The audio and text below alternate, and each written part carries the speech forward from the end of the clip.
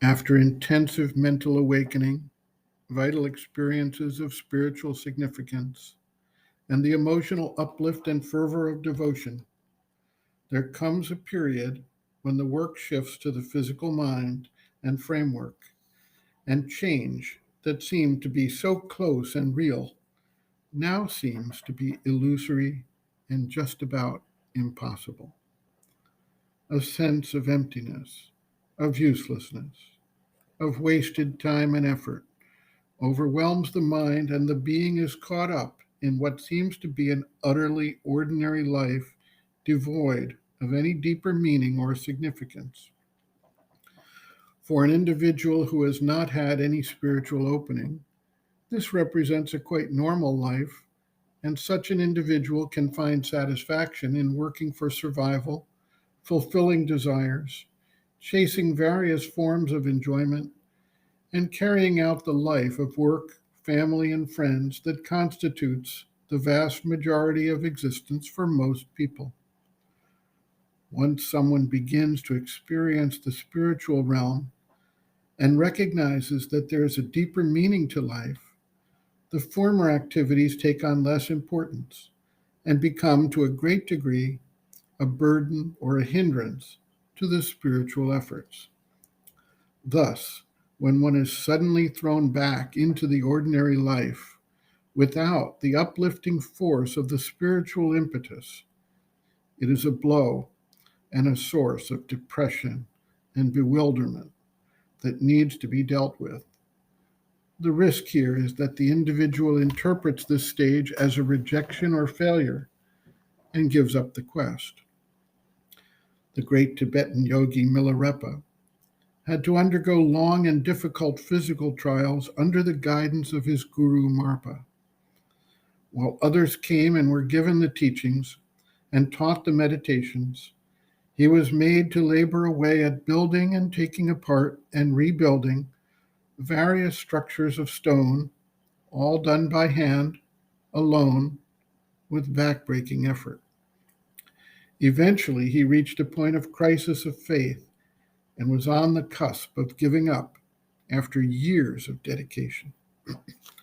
Only then his guru reached out his hand to him and reassured him, gave him the teachings, and sent him for deep meditation, which involved further long years of intense effort.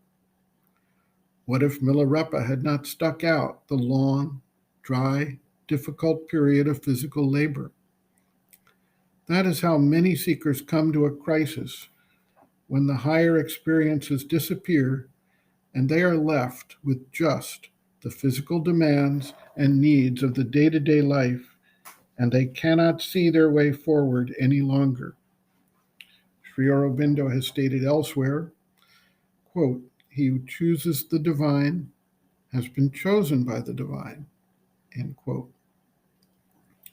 Sri Aurobindo observes, quote, "It is always the effect of the physical consciousness being uppermost, so long as it is not entirely changed, that one feels like this, like an ordinary man or worse, altogether in the outer consciousness, the inner consciousness veiled, the action of yoga power apparently suspended. This happens in the earlier stages also, but it is not quite complete usually then, because something of the mind and vital is active in the physical still, or even if the interruption of sadhana is complete, it does not last long, and so one does not so much notice it. But when from the mental and vital stage of the yoga one comes down into the physical, this condition, which is native to the physical consciousness, fully manifests and is persistent for long periods. It happens because one has to come down and deal with this part directly by entering into it. For if that is not done, there can be no complete change of the nature. What has to be done is to understand that it is a stage and to persist in the faith that it will be overcome. If this is done, then it will be easier for the force, working behind the veil at first, then in front, to bring out the yoga consciousness into this outer physical shell and make it luminous and responsive. If one keeps steadily the faith and quietude, then this can be more quickly done. If the faith gets eclipsed or the quietude disturbed by the long difficulty, then it takes longer, but even then it will be done, for though not felt, the force is there at work. It can only be prevented if one breaks away or throws up the sadhana, because one becomes too impatient of the difficulty to go through with it. That is the one thing that should never be done. End quote. Reference, Sri Aurobindo, Integral Yoga, Sri Aurobindo's Teaching and Method of Practice, Chapter 9, Transformation of the Nature, Transformation of the Physical, pages 259 to 262.